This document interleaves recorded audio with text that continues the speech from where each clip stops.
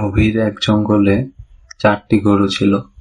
তারা সবসময় একসাথে থাকত, তাই জঙ্গলের কোনো হিংস্র প্রাণী তাদের আক্রমণ করতে ভয় পেত। সকল হিংস্র প্রাণীর মধ্যে সবথেকে বেশি ভয়ঙ্কর ছিল বাঘ। বাঘ প্রতিদিন তাদের শিকার করার সুযোগ খুঁজত। 4 গরু সবসময় একসাথে থাকার জন্য বাঘ কখনো তাদের শিকার করার মতো সাহস পেত না। একদিন তারা সবাই মিলে ঠিক করলো তারা পাশের জঙ্গলে ঘাস খেতে যাবে। তারা অন্যদের থেকে শুনেছে পাশের জঙ্গলে অনেক বেশি ঘাস আছে। তারা পাশের জঙ্গলে গেল আর দেখলো অনেক সুস্বাদু তাজা ঘাস।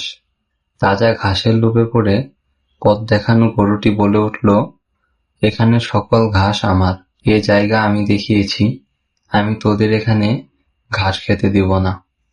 লোভী গরুর কথা শুনে বাকি 3 গরু কোনো রকম তর্ক না করে আগের জায়গায় চলে গেল।